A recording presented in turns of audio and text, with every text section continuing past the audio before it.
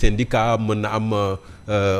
je ne sais pas d'autres organisations yoo xam ne peut na leen dalal pour waxtaane ay mbir yoo xam ne dafa soxal réew mi et dialogue boobee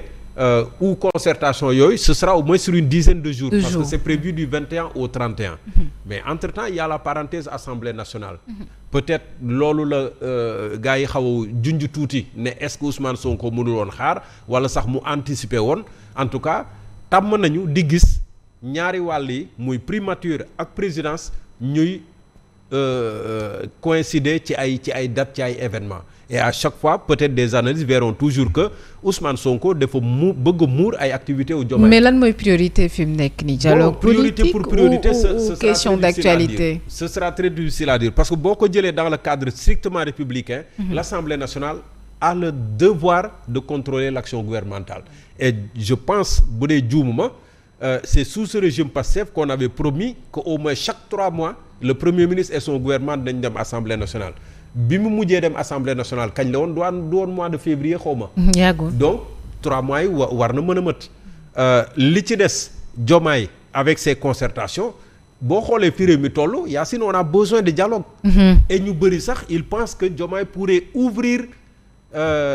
disons la gestion de ce pays à d'autres entités yoo xam ne bokkul ak waa Pastef wala bokk en plus de Pastef ñu indiwaat ñeneen ñoo xam ne dañuy jàpp ci liggéey bi. bu dee mën naa ko waxee noonu. Ce qui veut dire que ces concertations peut-être réew mi soxla na ko politiquement Diomaye peut y gagner dans le domaine de la gestion du pays également il peut y gagner. Parce que waxoon naa ko fi keroog souvent ces genres de dialogue permettent un peu d'amorcer la bombe parce qu'il y a tellement de tensions ñaxtu yi bëri na. problème yi bëri na situation bi métti na toujours l'exécutif aura besoin d'une certaine parenthèse pour mën a amorcer ay actions yoo xam ne nit ñi dañuy toogaat di taaxeerluwaat wàcceewaat tension bi tuuti en attendant yow nga xool yan pexe ngay def mais pour man l'idéal serait que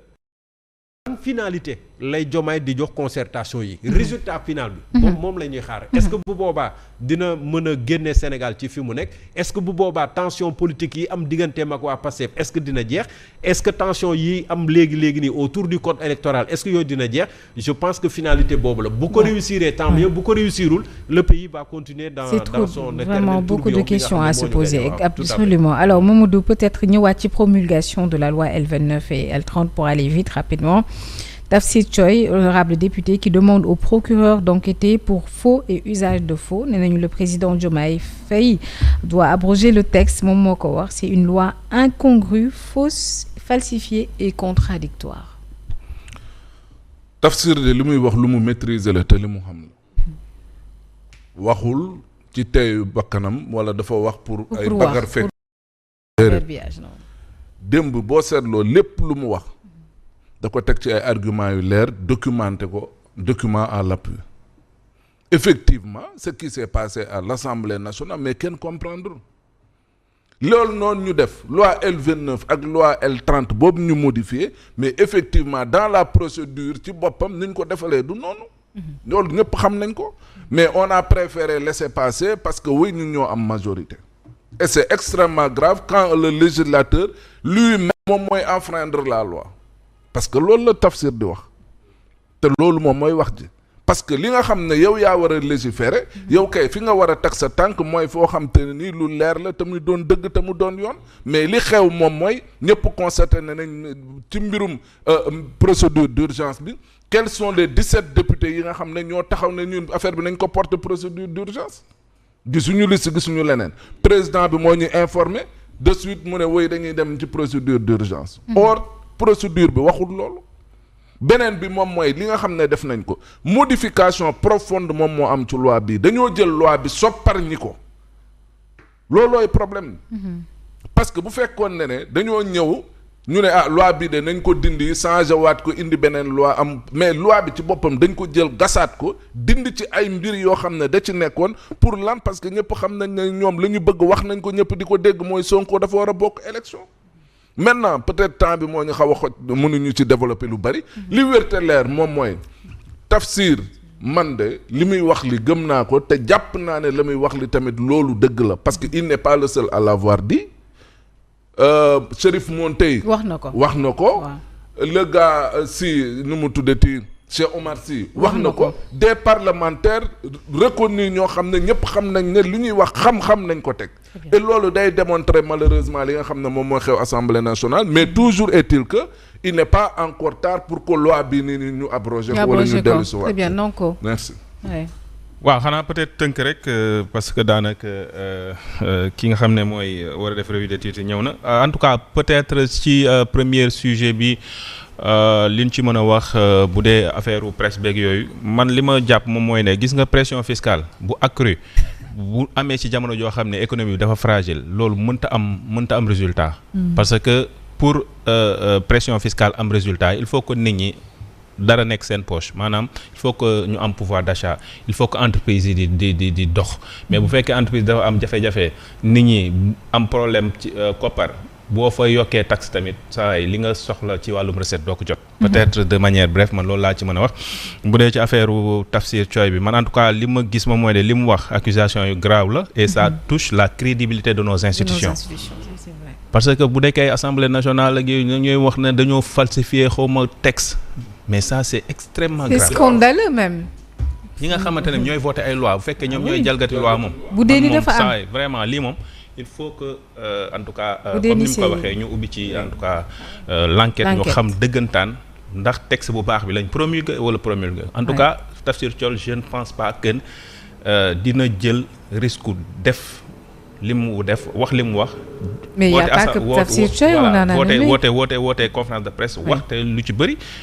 dafay brandir ay documents. Donc moi je pense que c'est extrêmement grave. Et ça touche la crédibilité de nos institutions. Absolument, merci beaucoup.